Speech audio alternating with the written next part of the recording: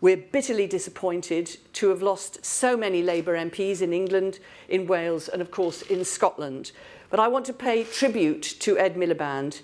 He is a thoroughly decent and principled man who threw himself into the leadership unstintingly, and he could not have worked harder or been more committed. And I want to pay tribute to Jim Murphy. He stepped up in Scotland at an intensely difficult time, and he faced that challenge with energy and determination. And I want to pay tribute too to all the thousands of party members and supporters who worked so hard, and to all our fantastic party staff who put their heart and soul into their work. Thank you.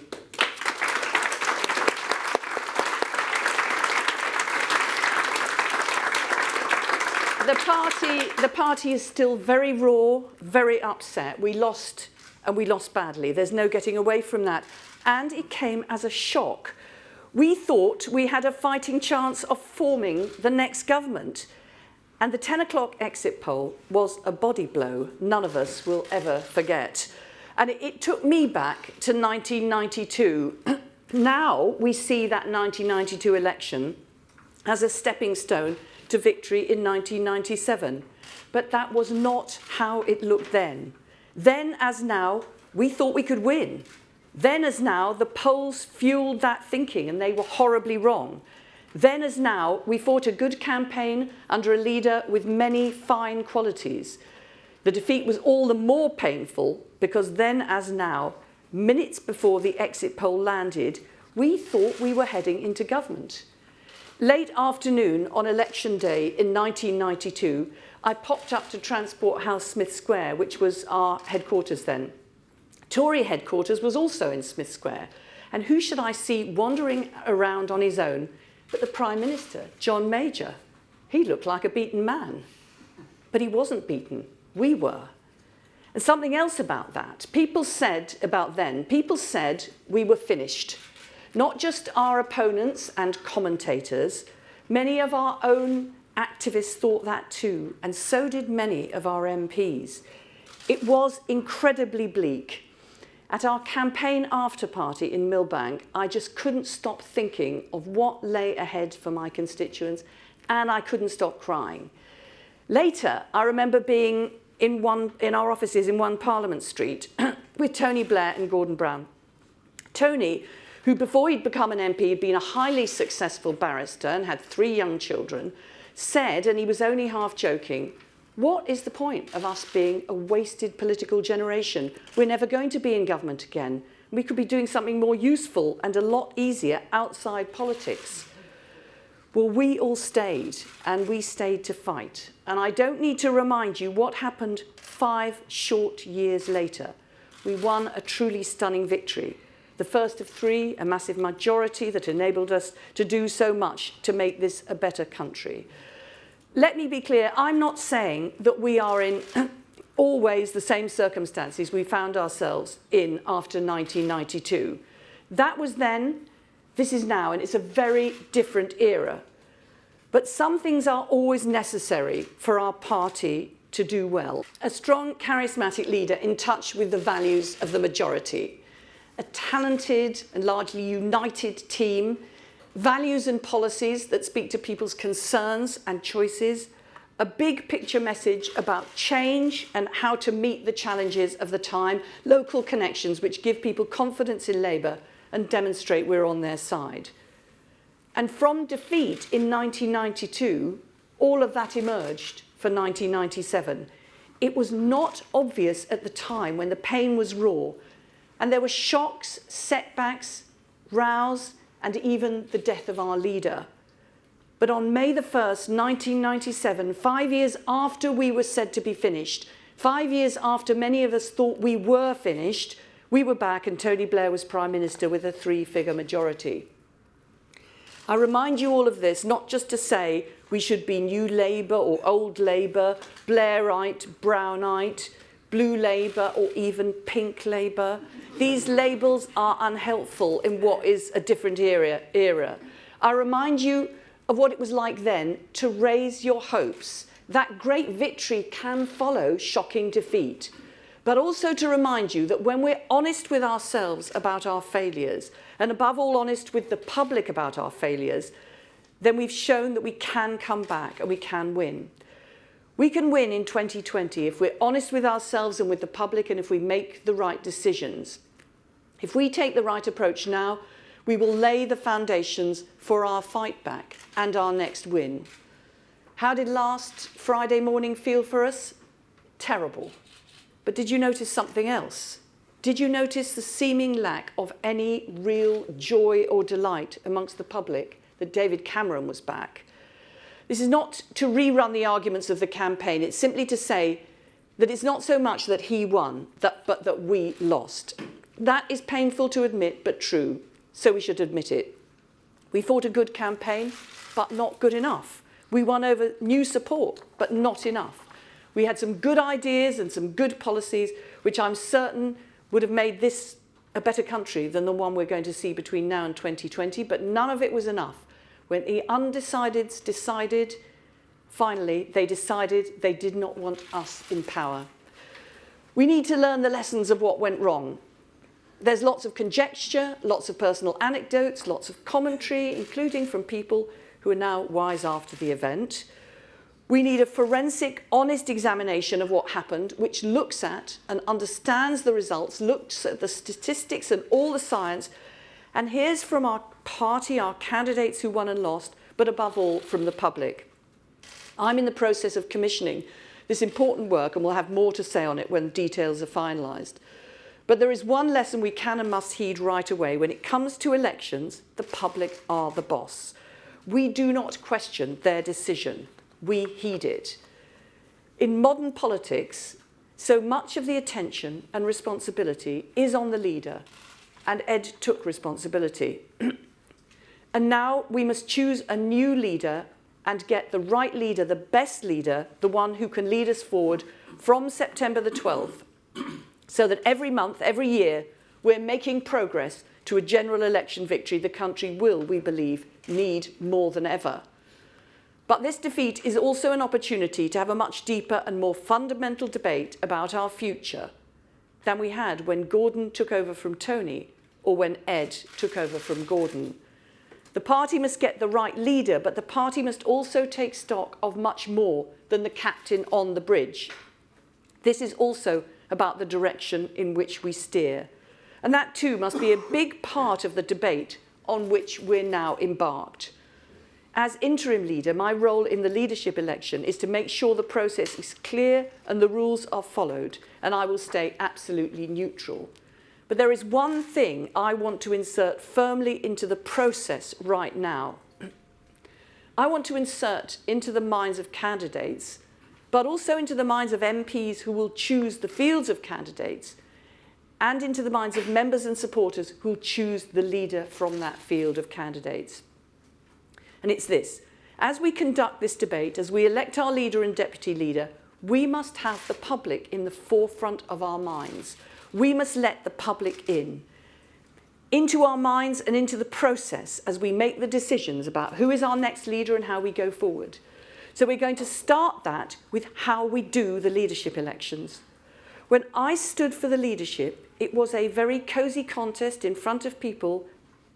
Sorry, when I stood for the deputy leadership, it was a cosy contest in front of people who, like us, love politics and love Labour, very different from the rest of the country. We asked ourselves, who do we like? That was the wrong question. We should have asked, as we made our choice, who does the country like? Who knows? If we'd have done that, perhaps Labour would have chosen Alan Johnson rather than me. It's a question of what the question was in people's minds. Now we have already fundamentally and radically changed the way we elect our leader and deputy leader. Indeed, that is a very important part of Ed Miliband's legacy. We'll allow people who are not party members or who are not affiliated supporters through a trade union or Labour-linked organisation like the Fabian Society to have a vote. Anyone, providing they're on the electoral register, can become a registered supporter, can pay £3 and have a vote to decide our next leader. This is the first time a political party in this country has opened up its leadership contest in this way, and I think there will be a real appetite for it out there. Already, we've had over 30,000 people join us as full party members since May the 7th. But this is a new and innovative way of letting the public in on an important decision. And we've changed the rules so that it means one person has one vote, regardless of whether they're an MP, a shadow cabinet member, a trade unionist, or a registered supporter. Everyone's vote is equal, as it should be. But that, in my view, is not enough. We have to make the whole process more public-facing. If I think back to the 2010 leadership election, I remember a comradely and well-organised debate. I remember hustings that were packed with party members, keen to hear what the various contenders had to say.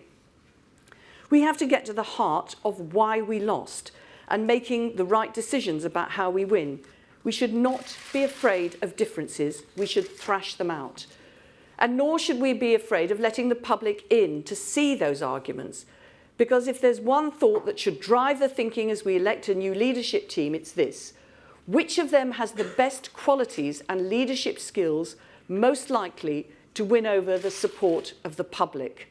Not the politically obsessed public, the people like us, but the people who most of the time are busy getting on with their lives, not thinking about politics at all. That's why our hustings have got to be different. I want the members and supporters who elect our new leader to see not just how the candidates react and relate to the party faithful, but to see how they react and relate to those we need to win over.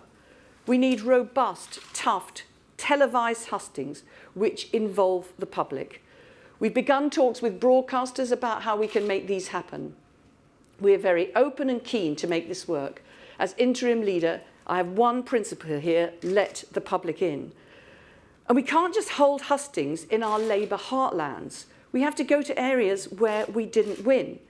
Because ultimately, we're electing the team that we think can lead not just the party, but lead the country.